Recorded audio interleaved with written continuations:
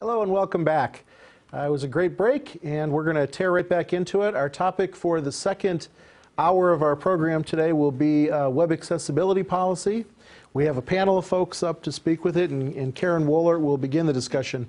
We are a little ahead of schedule, so we may, for folks who are watching the stream version of this, we may be ending early if we don't have enough questions to push it through to 5. So with that, Karen. Okay, good afternoon. We're here to talk about the Web Accessibility Policy. Just a brief overview, a reminder. It was effective May 15, 2009, and it applies to sites used to conduct core university business. There was a required set of interim technical guidelines, and units were given 2 years to review their sites and bring them up to compliance with that. We're here today as representatives of the Web Accessibility Working Group. And just to give you, I guess we haven't really mentioned that publicly a lot, but this is a group of individuals from units who have been charged to advise central administration on implementation of the Web Accessibility Policy. We report directly to Dave Gift and Paulette Granberry-Russell, who are collectively the policy stewards for the Web Accessibility Policy. We also develop resources and provide assistance in implementing the Web Accessibility Policy. Now, I know some of the other working group members are here, so I'd just like you all to raise your hand. We have representatives from many offices on campus.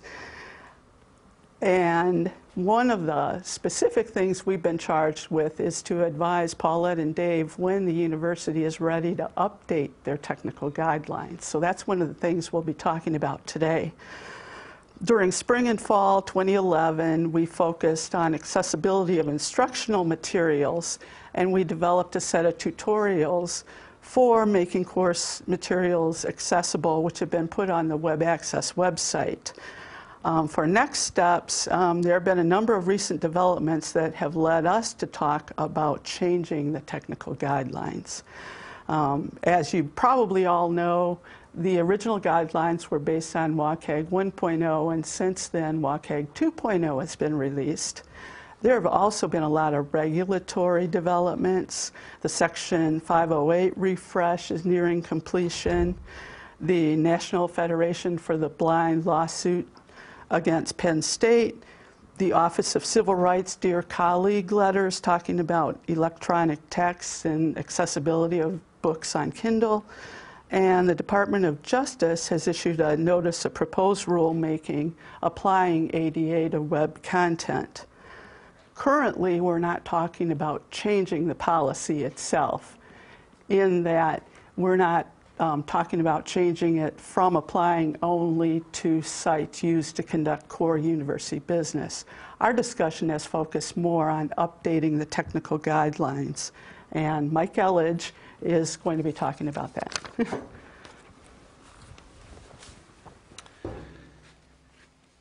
Okay, hello everybody, I'm Mike Elledge. I'm from Usability, Accessibility Research and Consulting. And we're a unit that's in university outreach and engagement that helps with accessibility policy on campus, in addition to doing usability studies and accessibility evaluations for internal and external clients. So what I'm going to do is I'm going to tell you a little bit about the components that we've discussed and have proposed for the next phase of the Web Accessibility Policy here at MSU. So first of all, as Karen mentioned, one of the key aspects of this is to revise the technical guidelines that we have currently in the policy. And that's to make our policies commensurate with what's happening in the marketplace as a whole.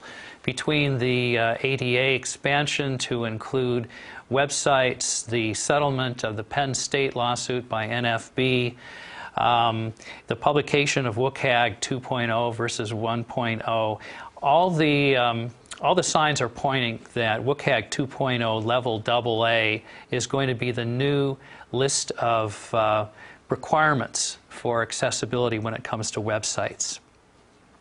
So one of the things we want to do is bring our policy into line with what the expectations are going to be from a legal and also from just a marketplace standpoint. Another element of the revision to the policy, although it's not really revision of policy, but some aspects of what the second phase would have, is going to be taking the ongoing reporting and review process that we currently have and extending it a bit. Now, I should point out that this is all proposed, so what we're interested in doing as we tell you these things is getting your feedback, but this is what we have recommended. That we have an automated accessibility compliance checking process that on a monthly basis will go and spider all the different websites at the university, and that we also have manual evaluations where we're doing it on a targeted basis for key parts of key college websites like home pages and specific content areas, and also random checking of the university websites. So we get a sense of how well compliance is coming. Another aspect of this is tracking how things go over time, so that if somebody should come to us and say, okay, I understand you have a policy, how are you doing? We'll be able to say, well, these are our goals, this is how far we've come to achieving them, and this is how we expect to attain our objectives eventually. It provides you a much stronger position from a legal standpoint to have that kind of information available. Another aspect that has recently been becoming more prevalent on campus is an emphasis on making course materials accessible. This particularly impacts the faculty and graduate students, of course, who support them. This isn't something that's new for the policy, but it is something that is receiving more emphasis than in the past. And we've included this in the aspects of the next phase of this implementation. Finally, the other aspect of this is also putting more emphasis on third-party software compliance. And when I say that, I mean in terms of third-party software that's being adapted and adopted on campus. So for instance, you might think of the enterprise business system software. You might think about new software that's going to be used on a particular unit. We currently have language within the RFPs that state that things have to be accessible. However, there really isn't a robust process in place to make sure that's the case, and if something isn't accessible, to go and help the vendor make it that way. And that's something that's an area where there's going to be increased scrutiny in the future for organizations like NFB. So we want to be sure that we're in a strong position there. Now, without having support for these kind of policies, you can imagine it would be difficult to implement them and to also have them turn out to be successful. So one of the things we've done this time around is we've defined particular department roles for achieving accessibility compliance. One of those is having the help desk help with routing of job tickets and keeping track of information, shifting it up to I3 so that they can in turn monitor and report what sort of questions are coming across the help desk and route them to people who can then remediate them.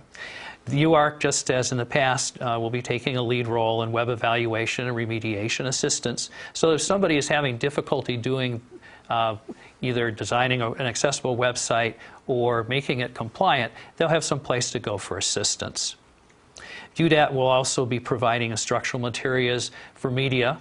This is particularly important given the amount of multimedia that's being used on campus by faculty. The Office of the President and Vice Provost of LCT are putting into place captioning assistance programs so that given the number of videos that are produced on this campus, there actually needs to be a mechanism for having them captioned without it relying upon our own resources. So they're looking into providing that service as needed to units who have to do captioning, don't have resources themselves.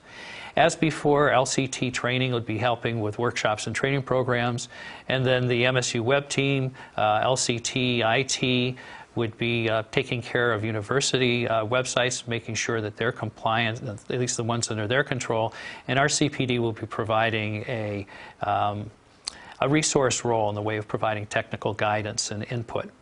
One thing that I wanted to point out in particular that we're pretty excited about and would like to have your feedback on is a certification program for evaluation expertise. And the way that we're envisioning this is that this would be an opportunity for people on campus who wanted to become recognized experts in accessibility evaluation to take a series of classes and then have a certificate presented to them at the end of the classes that defines for them their capabilities. Part of this process would be to actually have people within the program go out and help colleges or business areas of the university remediate their websites. So it'd be kind of a SWAT team arrangement where they'd get on-the-ground training and experience in providing accessibility evaluation and assistance while they're in the midst of this program. The timeline we envision it is that the proposal is going out shortly, and that's anticipated to happen this spring, assuming we're in spring. I guess it's supposed to be, what, 50 tomorrow, so I guess we might be. During the spring semester, we'll also be revising technical guidelines, developing supporting materials during the spring and summer, and developing the certification program this coming summer. The plan is to introduce the guidelines and training on a formal basis this fall. Obviously, during the summer, if people are working on websites, there'll be an opportunity for them to get ahead of things since a lot of work gets done before students come in the fall. And then support for the new policy would be provided on a formal basis this fall and through the summer of next year. Tracking compliance would start this fall as well. So as we're looking forward, there would be a fair amount done within the next calendar year to get this underway and to get it implemented and ongoing.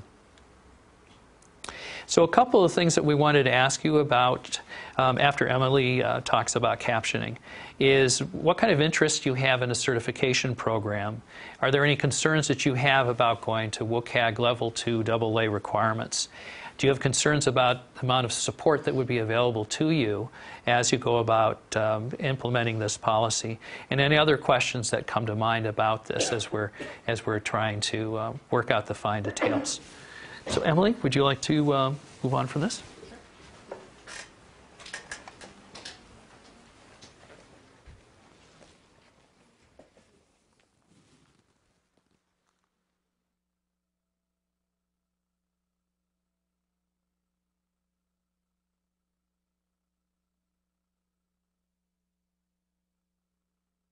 Virtual University Design and Technology here on campus, also known as VUDET.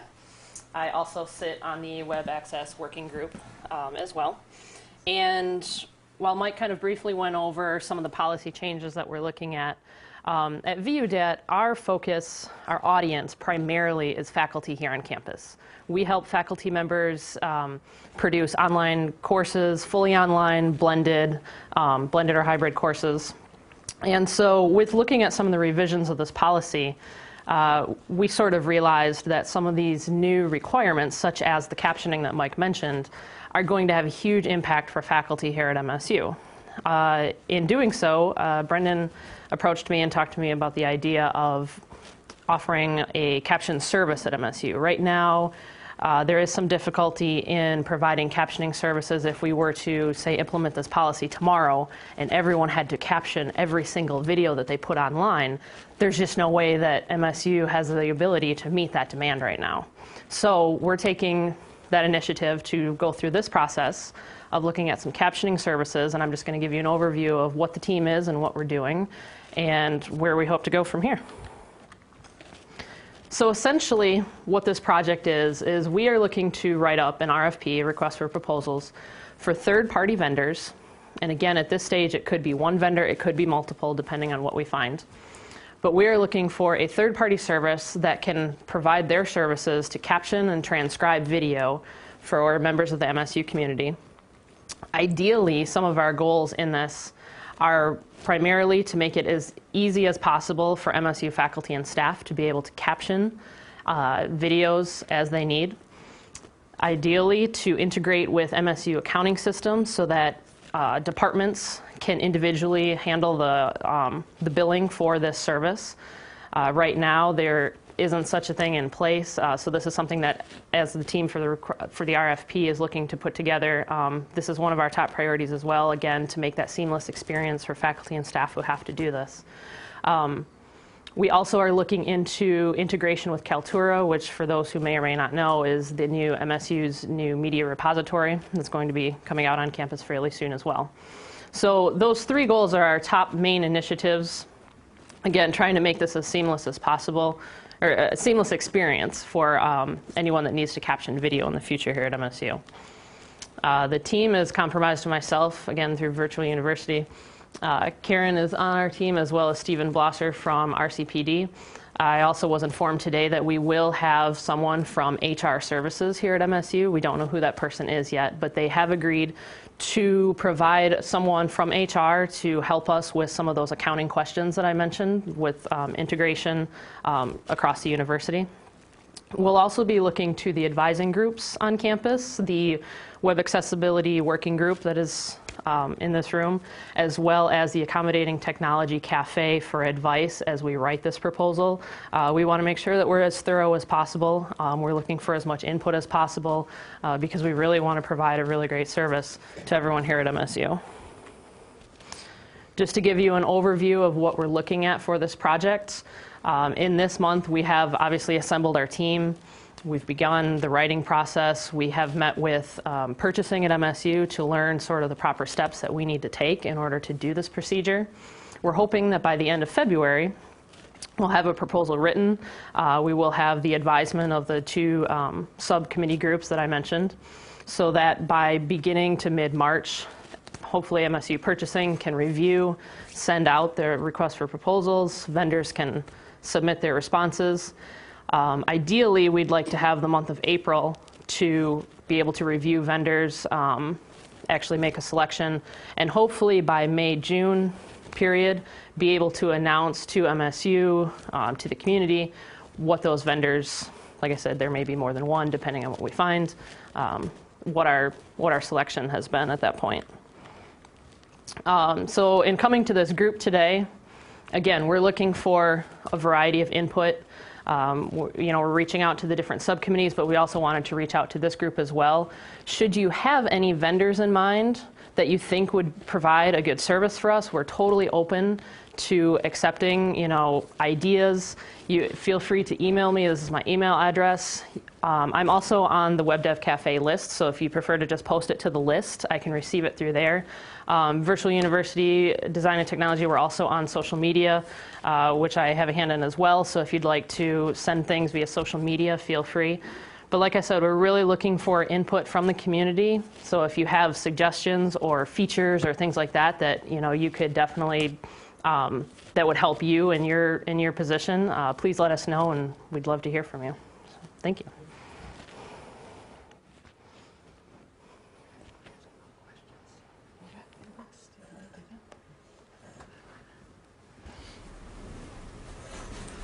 Okay, so I'm going to put the list up that we had a moment ago. Figure out how to get this to. Escape. Oh, right. Keyboard. You have to use a keyboard. Thank you. So these are just some of the things that we thought you might want to talk about. I guess the first thing to us is to find out what kind of interest you have in an accessibility certification program. Is that something that appeals to you? Do you think would be useful? What do you think? Yeah, Yes, Jeannie. definitely from our point of view, and it sounds like something we can send a lot of different people within our department to, so you can develop that expertise within our departments. So what Jeannie Marty just said is that she felt that it would be something that would be helpful to have for her department and that she could send a number of people to it. Maybe get a show of hands of people. Yeah, that's a great idea. How many people think, since everyone's shy, can you give me a show of hands of if you think it'd be something useful to you and to people in your department? Raise them high, please. So, 1, 2, 3, 4. Keep them up. 5, 6, 7, 8, 9. So I'd say that of maybe 25 people in the room, 18 said that it would be helpful. It'd be interesting Yes, Brad. based on the level of expertise that the certification program is based towards. So if it's all generic stuff, I mean, this is accessibility 101 rather than I want to go there. I already know this stuff. I want to go for something more. Yeah. I think that's a really good point. What we might want to do is have two different levels, one associated with basic accessibility evaluation, and another that maybe gets more into design or some of the thornier issues about using interactive components like Ajax or using ARIA roles to make features accessible. Is that what you mean in terms of more complicated things? Yes, Kelly. So, from a horribly practical perspective, I would want the certification program to be something that basically covers all I need to know to actually meet MSU's requirements. You know, so instead of breaking it apart between knowing that I need to use an alt take with an image thing versus, you know, some really fantastic ARIA thing or something like that, I want to know what I need to know in order to make certain my site meets all of MSU's requirements to be, you know, approved for accessibility, for you to crawl through. That's what I want to really learn. So what would you imagine would be different elements of that? Well, until I understand what you have yet to write, I don't know. Basically, you're looking for, you know, minimum compliance with whatever this policy says. You want to comply with this. You want to know how you can do that on your sites. Yes, I'm looking at it more like as a project manager. I want to make certain all of my designers and programmers know what they need to know so that we do not fall out of compliance with MSU. I mean, it'd be great that if they knew what would be best for, you know, the world at large, you know, actually read the CAG 2.0 AA standard. But I'm being practical and I'm anticipating that they won't probably do that unless I force them. So if I can send them to the certification program where they learn everything that they need to learn by attending it, you know, devoting 2 days or whatever, how long it takes, that's more likely than to get them to know what they need to know. Great. And one of the benefits of moving to the more general standard of WCAG 2.0 level AA is that not only would they learn how to meet MSU standards, but that's also going to be the general standard in the marketplace. So it'd be a real benefit to them from two different aspects. Brendan? I think that was a great point because we kind of picked a compromise position with the first round of the policy, and this is a much more normative position. So it would be much more similar to before WCAG when people used to say 508 compliance, and for a little while there was a general understanding what that meant. This is actually an even more clear target than that. You think it would be helpful to maybe explain, if you can off the top of your head, some of the differences that this brings into play from where we've been? Sure.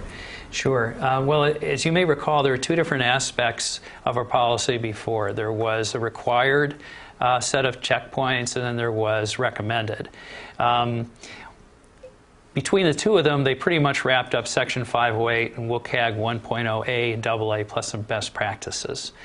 If we go to WCAG 2.0 level AA, it'll basically cover all those aspects plus some additional requirements that have to do with how you're providing live captioning, for instance, making sure that the content that you have meets certain requirements in terms of accessibilities. So it'll be a step up, but if you've been doing both the required and recommended in the past, it won't be a huge leap. One sticking point probably, the thing I struggle is when these rules come out and say, make sure it's focused on certain things. I have no idea how to code that properly. That coding aspect is also still important because when you say, yes, make it focused, but some people not necessarily understand how to make that focus properly for screen reader to use. Yeah. That also the part that people would probably have to learn.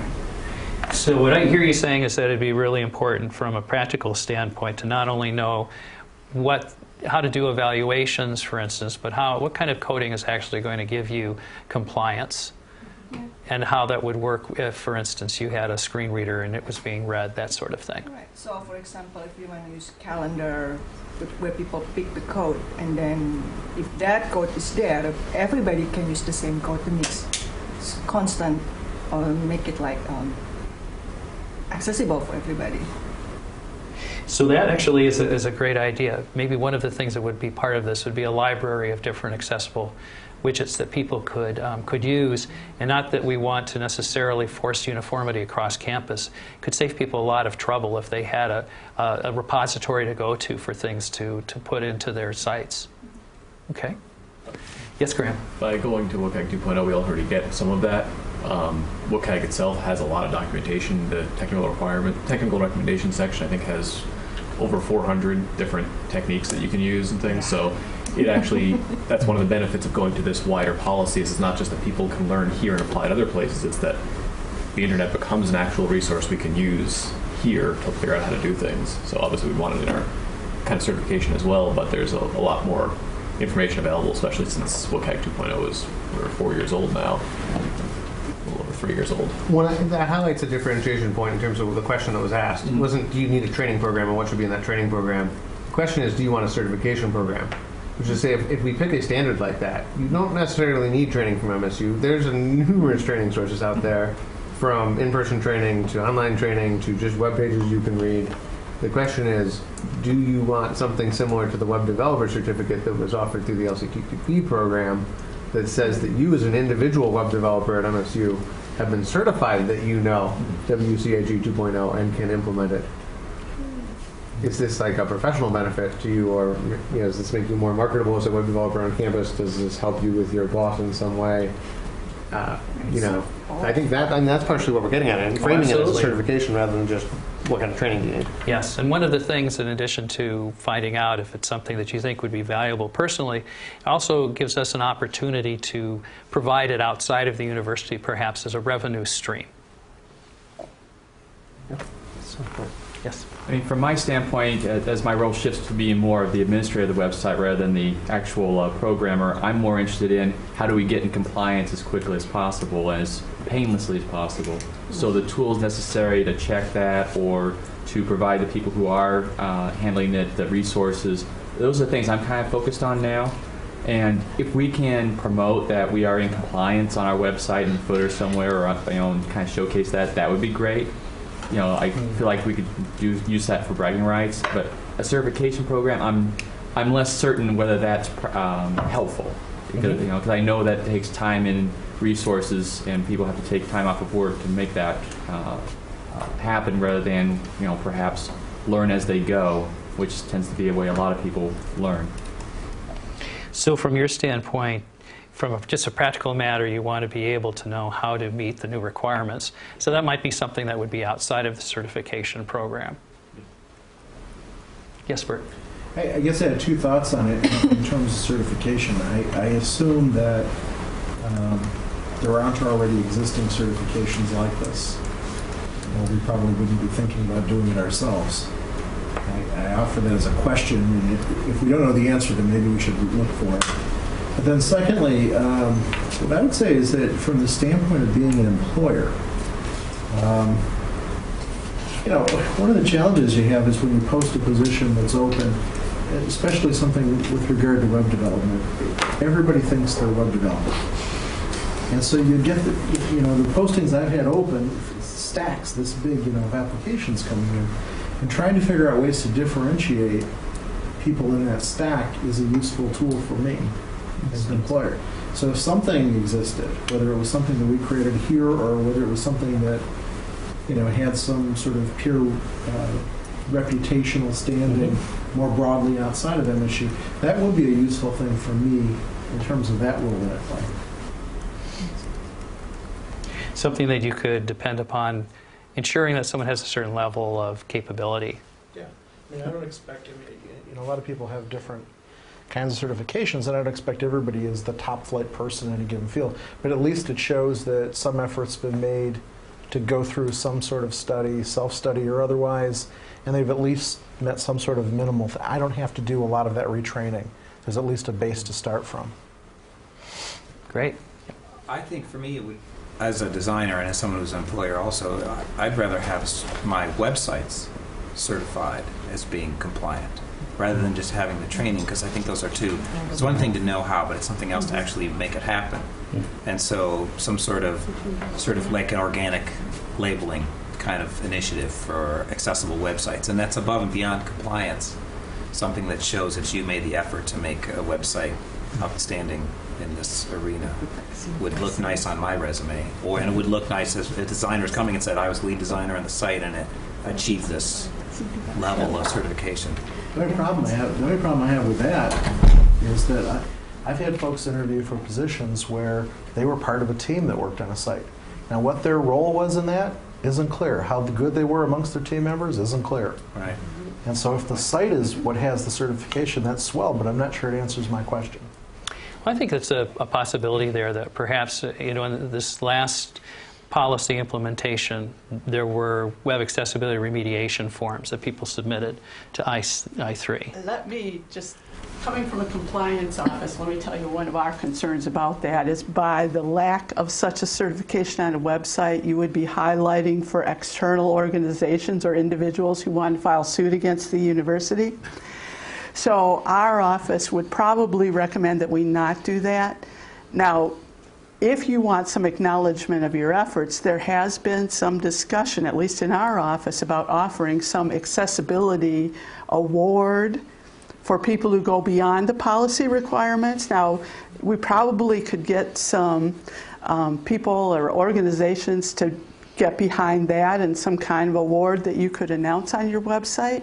But in terms of those who just meet minimally the policy requirements, we probably recommend against it because a lack of one would be highlighting the university's non-compliance.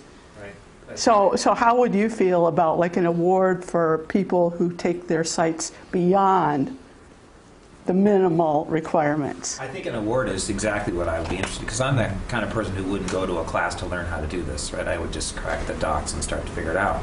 And I think there's most of the people here who are designers are that kind of learner.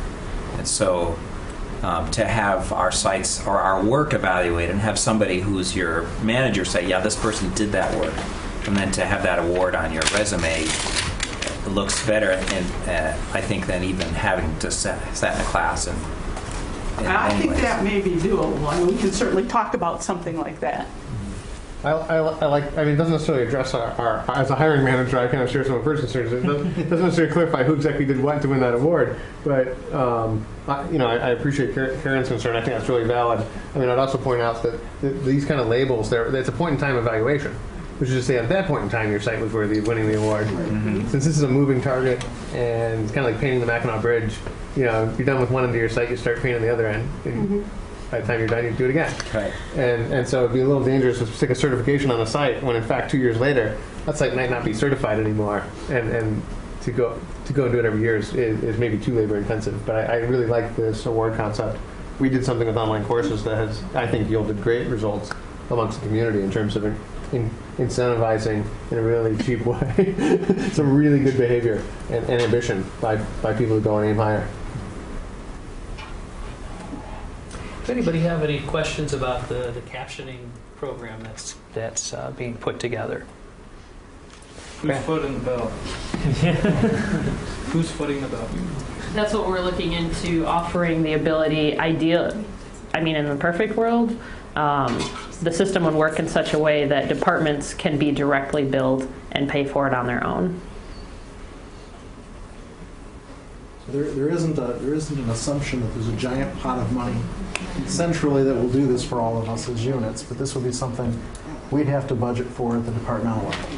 But it would give an opportunity for a bulk discount. Yep. So it'd be similar to an open order.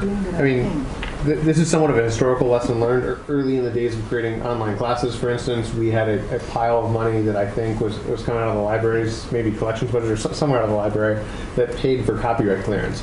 Copyright being another legal concern, right? When you're producing a massive pile of content, sometimes you need to license someone else's content to include it in your collection. And it was readily apparent that if it was paid out of a central pot, there was no disincentive from the people deciding what to include in their course to just include everything under the sun. And there was never enough money to go around, and there was no way centrally to decide who had what priority access to that money, and when it ran out, what do you do? And so it's kind of like a basic economic principle.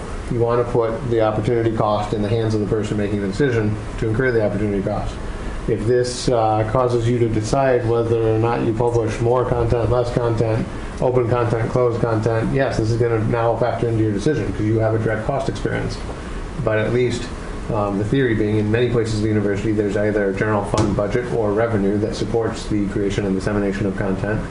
This is now a bulk discount to get access to without having to figure out how technically or labor-wise you're going to satisfy the regulatory requirement for you to get it done. And you can include it in your decision making. Maybe not the answer that you wanted to hear, but that's the reasoning behind it. Any other questions about the captioning policy, what we're thinking of recommending, or what we are recommending for the second phase? Yeah. You hadn't mentioned anything about YouTube for non-academic based videos. Is that still a method for obtaining compliance at this point, to post it on the MSU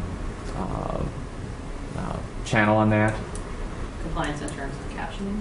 Yeah. My understanding was that was originally a acceptable means. Is that not true now, or is that? That is, I mean, they would still have to, going through YouTube offers the alternative of if that person uploads a transcript or something to that effect, in which case that would be. But again, YouTube is putting that burden back onto the individual to transcribe or use a script that they can then transcribe for their video and then upload that to YouTube. I think maybe you're making an interpretation mistake, because the reason that so many people want to go YouTube is A, they pay the freight for bandwidth, but B, they were assuming that by getting things onto a third-party site, you no longer had to meet the requirements. The new 508 spells it out in real clear terms. If you're on a third-party site, you're still responsible, period. I mean, they've essentially written that in there to say that was a really stupid idea, going out there and putting stuff on YouTube just to beat the requirements. There were a bunch of weaselly moves that us content producers were trying to pull off for like the last 10 years, and just about every single one of those weaselly moves have been directly identified and disabused in the Dear Colleague letters or the call for rulemaking. It's pretty clear where this is going. If you can think of a weaselly strategy, it's not going to work. If you're creating content, no matter where you work with in creating it, just like so many other compliance issues, the responsibility is MSU's and not our third-party vendors to make things accessible. And if it's easier for you to achieve that by going through YouTube, so much the better, but you're still going to have to meet the requirements of it being accessible, which means it's going to have to be an accurate representation of what's being spoken and shown. Yeah, just for what it's worth, what we've talked about is not like being forced to work with FizzPlant, for example, if you're having a building alteration. When we identify this captioning vendor, departments are still free to do their own or do whatever you've always done. We just want to give you some alternatives with known costs. Yeah, I mean, there's nothing stopping you from going and doing this out on the web with a purchasing card today. We just did earlier this week.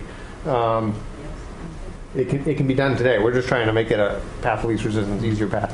And hopefully we're looking, like mentioned, for a volume discount as well. James? How real and serious are you about your actually going out and testing sites and getting back to folks to say, hey, you're not in compliance, you've got to do these things? Because the problem I find trying to support 50 websites with who knows what and constant turnover of students and staff, I can't train them all. I just don't have the time to do it. They're not interested in learning it, and as far as the dean's concerned, too low level of stuff for him to concern himself with. But he doesn't trickle any money down to do anything. So how do you get that? Somehow you got to make the money match up with the what they want to do. One of the things that there's really two different aspects to that, I think, to your question. The first is that having a mechanism in place which tells you how you're doing is really what's critical. I mean, obviously, if all your website sites are failing accessibility, you're in trouble. On the other hand, if you've got something that says we're making progress, this is our goal, and this is how we're monitoring it, that puts you in a more defensible position. So the first part is having some kind of automated web crawler that can go around and collect statistics, if you will, and tell us where we are. The second part of it is identifying those sites that are used most frequently or are most critical to the university, and making sure that those are accessible. And so it's going to be a combination, as we're envisioning it, of having something that goes out there and looks at everything and says problems, you know, here, there, everywhere, and as well as manual checking, where we're looking at critical sites to make sure that they're compliant or on their way to being that way. Now, in terms of this being pushed on to the operating units, when you're developing your own websites or you're monitoring them yourself, it's still going to be up to you, like when we first introduced the policy, to evaluate them against the requirements of the new technical guidelines, and then making those, at least the key sites that you have, the key pages that you have, compliant. So in terms of resources, if you have absolutely none at all, we have asked to build in some money, some support for Usability Center, for instance, to do evaluations and help with remediation. But that'll be dependent upon the resources that the operating unit has. If they have some, we'll ask them to do it. If they have none, we'll help. Jeannie? So that was one of my questions, that with the new guidelines, if we have sites that we've remediated or they were brand new sites and they meet the policy as it is, do we need to go back through an evaluation against the new guidelines? Our assumption is there will be another, review of all of the standards when the next level is announced. Even if you were compliant at X date, because web content changes, it never hurts to check again.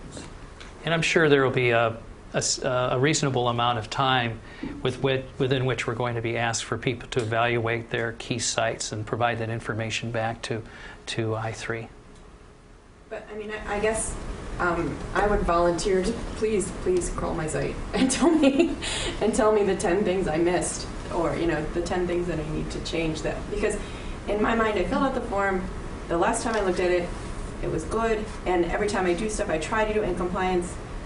But please just crawl my site and tell me that there's a problem, and I'll be very happy to fix it. And sometimes I have questions that are like, if we do this jQuery thing, is that going to be accessible? I don't know who to ask those things. And a lot of times I just end up avoiding doing anything tricky, which keeps my web pages a sort of low level, in design-wise. But those are kinds of questions I would like to have a resource to somebody who knew code, and I could say, if I do this as, like, I do things that are visual, a graph, I should also provide the data in a table, but the jQuery graph is much cooler, So I don't know if it's okay to just provide it in a table and say that's it, that's all you get. But well, one of the ideas that we have is that those type of inquiries would go into a central place, into the help desk, and the help desk would route it to whoever was appropriate. But just as we do now, we'd also want to make sure we have as much of that information available online and ask those questions so you can go to the Web Access website and get your answers. And if you don't, then have a mechanism for someone to get back to you. As for evaluating your site, there's no reason, well, to think this through, but I would think that there'd be a way to have the different operating units get a copy of the report for their sites. Now, it's not going to be quite as thorough as a manual check because there's a number of things that are subjective.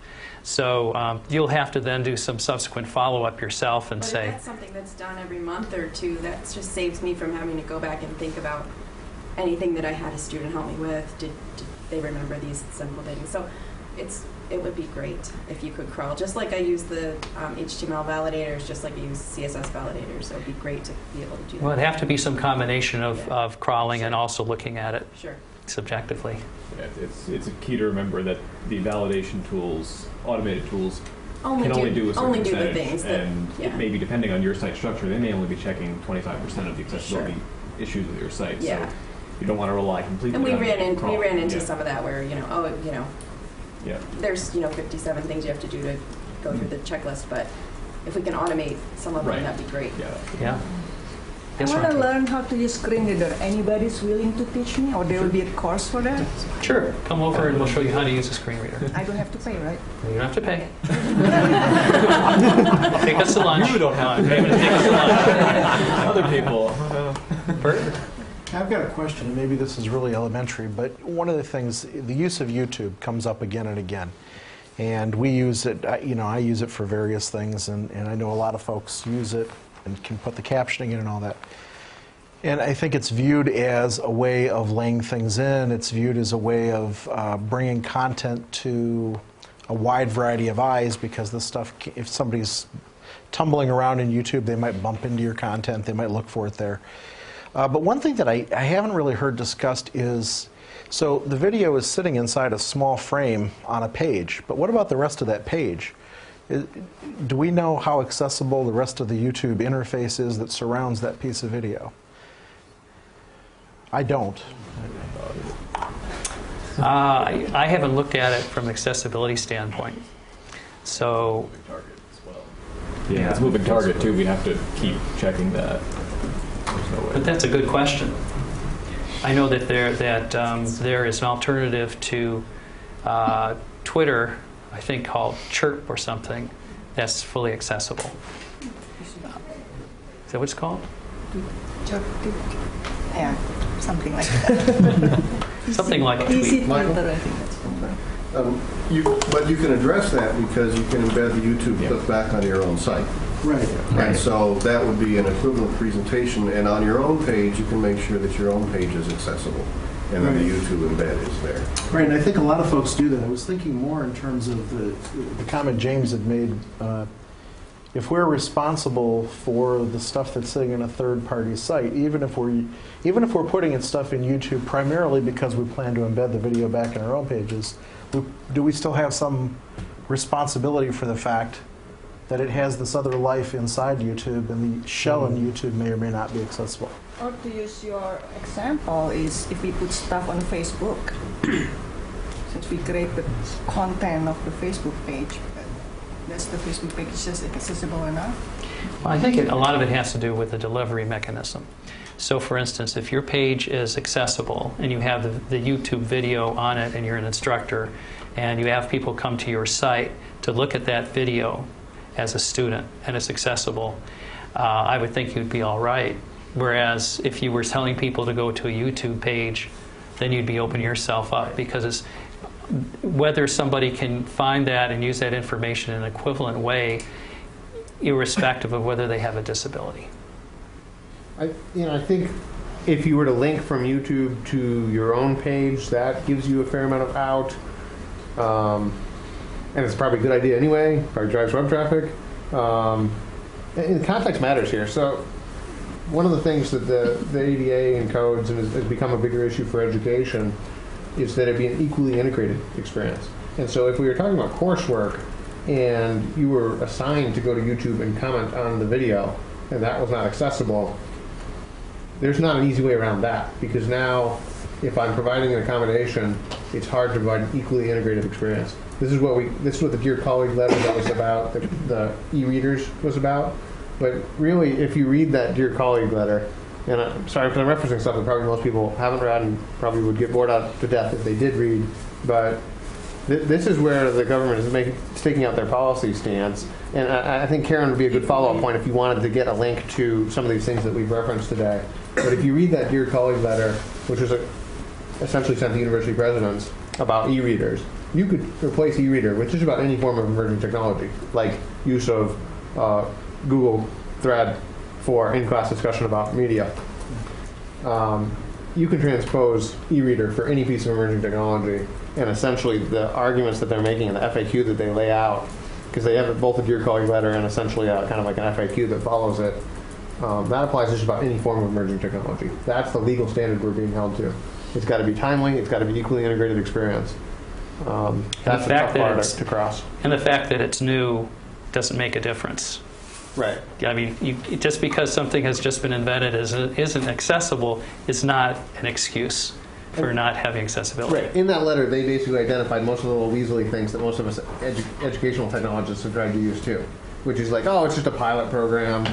You know, that means I'm exempt. Oh, you know, it's brand new technology, so I should be exempt. Oh, it's not me, it's the vendor, I should be exempt. They directly address and say, no, this is still your problem. This does not get you off the hook. That is full of, I would say, about 30 points like that are weasel points that they disabused. A very good letter to read. It's approachable compared to the law. Brad? Along the same lines on YouTube, what if another unit is responsible for a video and I'm linking to it on our sites? Who's responsible for that? If it's another unit at MSU, literally the unit that's originated it would be ultimately responsible. Would I not like to link to it? Probably the first thing we'd suggest is that you talk to them about making it accessible. If you still want to and they're not cooperating, call our office and we'll see what we can do. That's essentially what we do now when we get people share concerns. The first thing we do is contact the department responsible for it and ask them what they can do to fix it. When this creates some difficult challenges when you're creating content. Like, are we live captioning this? We're live broadcasting it, right? I'm sure we're not live captioning this. But if someone had asked us to, you better bet we would have figured out a way to do that today. Are we planning to caption the recording of this? Because we're making the recording available, right? Yeah, we caption all the recordings when we put them up. See, so there you go. But there's this huge lag. Because very the time it takes to capture this. Yeah. 3 to 6 months. But the question is this core university business, is this necessary, you know, this particular one necessary for people to do business with the university? And I'd probably argue it's not. At least as we're currently interpreting it, we put it lower on the priority list. Well, but what are our obligations to staff in terms of employment? I mean, staff have it seems to me staff have a legitimate expectation that they should be able to enjoy some ongoing professional development as part of their employment. Insofar as this would be a part of that, if we've created a bar to it, that might be a difficulty. Yeah. And staff have a right to participation in the governance process to the extent that this is an advisory group, not just for the professional development of the members of the group, but also to provide advice into the decision-making of the institution. Access to that's important too.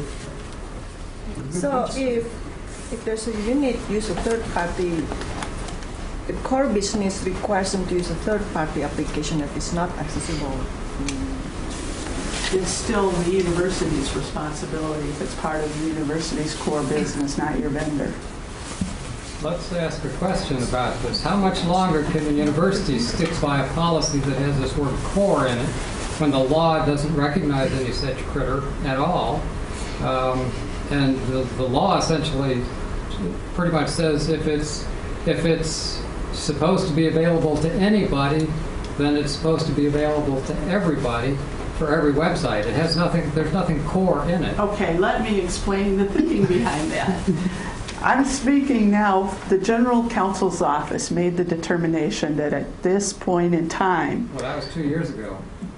So far, there is nothing in the regulations that says MSU or higher education must be accessible. You better believe when that determination gets made, this is going to rise to a whole new level in terms of all of the compliance.